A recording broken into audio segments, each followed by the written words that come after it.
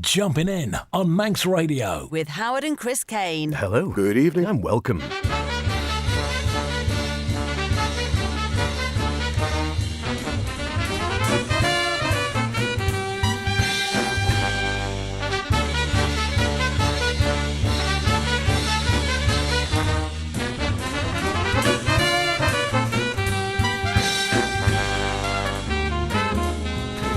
And here we are once again, as if by magic, Saturday night, 9 o'clock, it's Jumpin' In, the best in modern and contemporary jazz with myself, H. And me, Chris.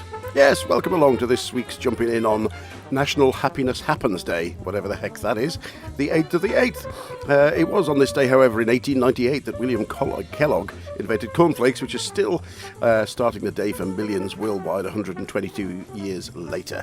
And it was this week, 80 years ago, on the 6th, that Siggy Locke, owner and producer at Act Records, was born. Perhaps we should think about an Act special, H. What do you think? And speaking of specials, don't miss out next week's show, where we'll be celebrating the bass in all its wonderful woody wholesomeness with double fretless and I'm sure many other varieties besides. So fulfill your bass desires by tuning in, and I'm sure we'll get to the bottom of it.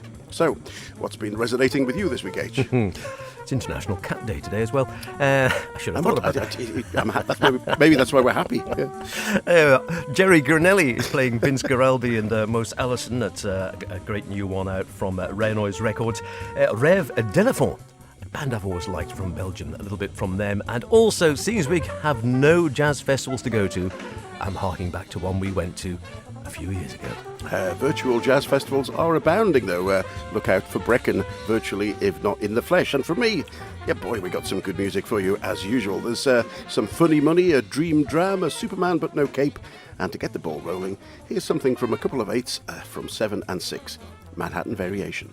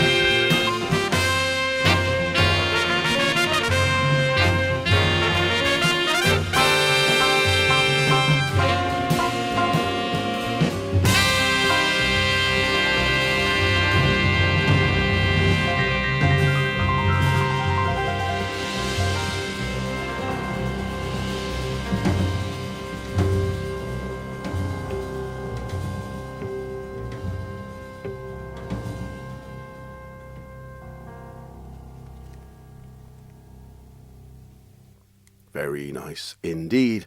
Phrase often bandied about these days is the next young generation of British jazz, but that actually was the headline used to describe Alan Wakeman and his band back in 1970 in The Melody Maker. The Melody Maker, for those of you too young to remember, was the weekly music paper which was sadly patiented off after a 74-year run in December of 2000. Alan Wakeman, the octet broadcasts 1969 and 79 are due to be released at the end of this month, and the band, well, honestly, it reads like a who's who of jazz royalty. Remastered beautifully from the BBC Broadcast Masters. One of those concerts actually was on Radio 1, can you believe? Shows how times have changed. The band on the track we heard consisted of Alan on soprano sax, Alan Skidmore on tenor along with Art Thiemann, Henry Lowther on trumpet, Paul Rutherford on trombone, and a winning rhythm section of Gordon Beck on piano, Chris Lawrence on the bass, and Nigel Morris on the drums. And the earlier group, which I have yet to hear, has a different rhythm section with John Taylor on piano, Lindsay Cooper on the bass, and Paul Litton on the drums. So put a note in your diary. Released on August the 21st on Gearbox Records. Oh, cracking stuff. They do bring out some really good re-releases on Gearbox. Cracking stuff there. And still sounding really modern as well. Well, the mastering's good too, isn't it? It's really clean and fresh. Really nice. Rare Noise Records, they have a fair old raft as well. And this is one Jerry Granelli. Drummer of some note, been around for a goodly number of years, and this is him playing the music of Vince Guaraldi and Mose Allison in the company of Jamie Saft, he of the wonderful beard, on piano. We heard from Jamie off his own latest quartet a week or two back, and Bradley Christopher Jones on the bass, and this one is called Everybody's Crying Mercy.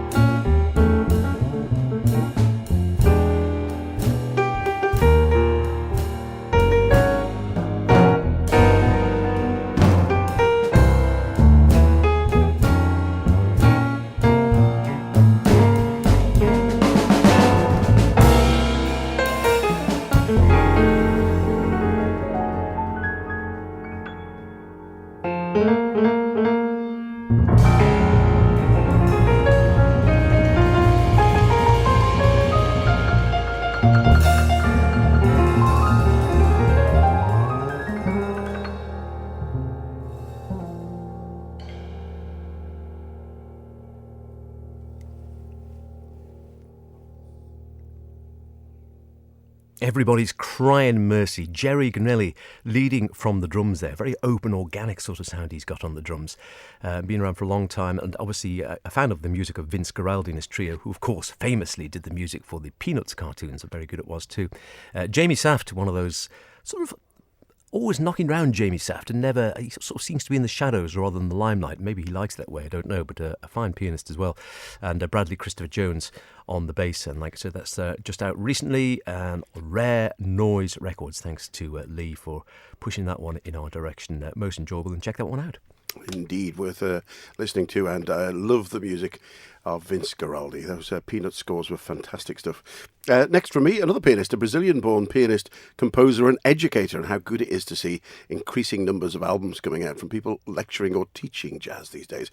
Carmen Sandim, who was a new name to me.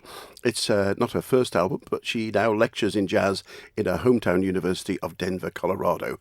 And she first came to the States to study jazz piano and composition at the famous Berklee School of Music. Here's a Ruru Juju.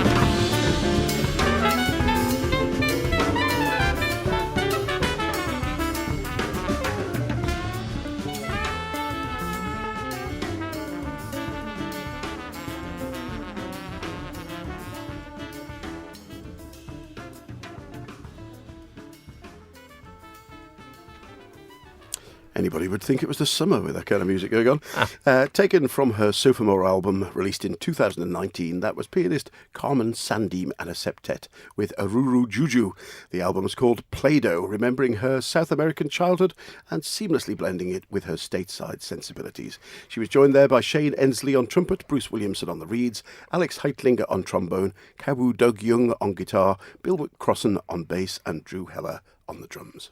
Terrific stuff. And speaking of the summer, in normal times, of which we are not really that close at the moment, sadly, are we? Albeit we're fairly well off on the Isle of Man. However, as we are all aware, of course, so many of the things we love through the summer, including jazz festivals, have gone. Hopefully they will come back at some stage, but for this summer I think we can effectively say that they're not really taking place. Great Except loss for to Brecken's us. virtual one this weekend. There's virtual Do festivals drop in and going have a on, look, yeah. which would be lovely. But yes, Not the same. lovely festivals we've had at Brecon and down in London, of course, and Cheltenham and Bath and Bracknell, possibly one of our first and favourites of all time. Wonderful, wonderful festival out in South Hill Park Arts Centre there. And I thought we'd have our own virtual festival by going back to a Bracknell of a few years ago now, with Graham Collier and a band playing a piece of his called Hoarded Dreams, a suite which was then made onto Cuneiform Records and released a few years back. And if you listen carefully, you might hear Chris and I in the audience.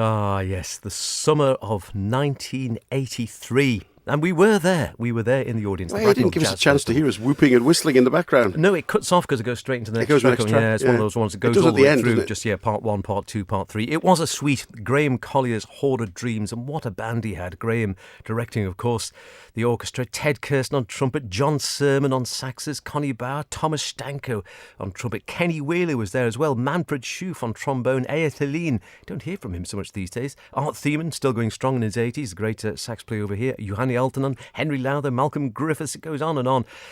Jeff Warren and Roger Dean, we were wondering about. He of the lovely pudding basin haircut he used to have, the pianist. I don't know whether Roger's still going or not. Terrific stuff as well. And who can I question other than Charles Fox, no longer with us as well, who wrote in the New Statesman, the instrumentation is out of the classic big band jazz, but it's deployed in a highly untraditional way. 70 minutes of dazzling solos and exchanges. Yeah, classic stuff. And great memories of lying in the sun with the sides off that big tent in the grounds and walking back and forward to the Mole record stall or getting another beer and having a picnic. Fantastic. Now, this band just keeps going from strength to strength. Born into a very musical family, bass player, don't forget we're doing a bass special next week. Bass player Misha Mulov Abado released New Ansonia in 2015, straight after completing his master's degree at the Royal Academy of Music, and the album featured, among others, a young Jacob Collier on piano. Cross-Platform Interchange was a septet album which followed in 2017, and now less one percussionist with a 6 with a sextet, they're back with what I think is the strongest album yet. Time for a wee dram. Here's the infamous Grouse.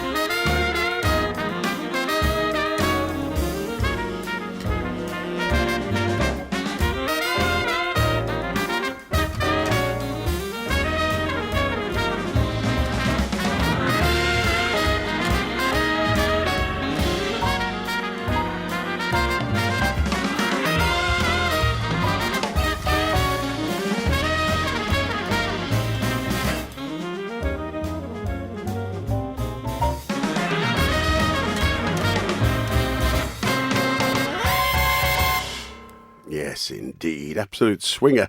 Released on Edition Records in June of this year, that was the Misha Mulovabado Sextet with the infamous Grouse, taken from their new album Dream Circus. Misha on bass, James Davison on trumpet and flugel, Matthew Hurd on alto, Sam Rapley on the tenor, Liam Donacci on the piano and Hammond, and Scott Chapman on the drums.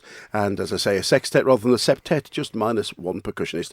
And thanks very much to Edition for sending us that. Oh, and I forgot to thank Carmen Sandeeb from being sent through from Rope-a-Dope Records as well before. Highly recommended that, and a bass player to boot, which reminds me, don't miss our tribute to the bass on next week's Jumpin' In. That's next week on Jumpin' In.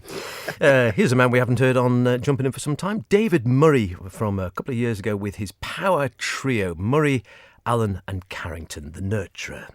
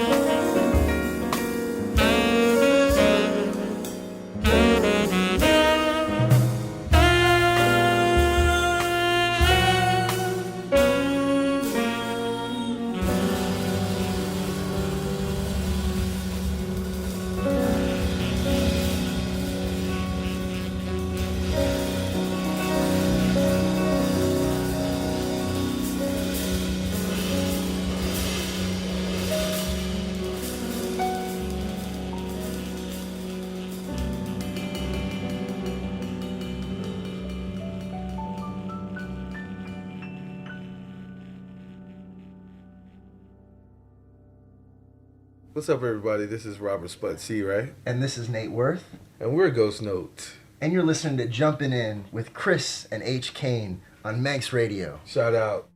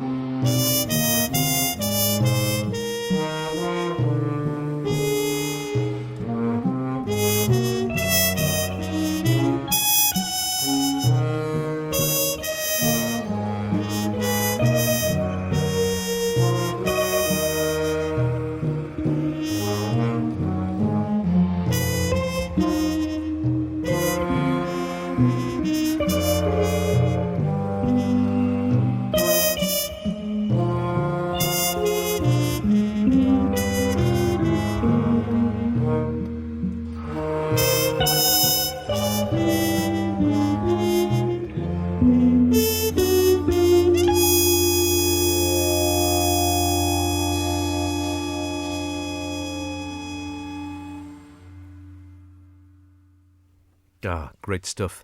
Un chat sur le toit. The Rêve d'Elephant Orchestra, Elephant's Dream, on the wonderful De Verf label. And yeah, I've been a fan of them for some time. Saw them live at the Brussels Jazz Marathon, as it was a few years ago. Very quirky, sort of part jazz, part folk, part world music. They use sort of tablas and djembes and all sorts of stuff, and then tubas, trombones, a real mixture. But somehow or other, they do have a generic sound, which does sound like Rêve d'Elephant. Quirky, to say the least, and that was a lovely one from an album released in 2001, I think it was, Racine du Ciel. And that's about it for another edition of Jumping In, but we just got time to leave you with yet another bass player, as if you need to be reminded about our bass special next week. This time it's London-based Nim Sadot with his quartet featuring Hamish Balfour on piano and keyboards, Nick Walters on the trumpet, and Laurie Lowe on the drums, with a phrase coined by Nietzsche in his 1883 book, Thus Spoke Zarathustra. Here's Ubermensch. See you next week. Bass special.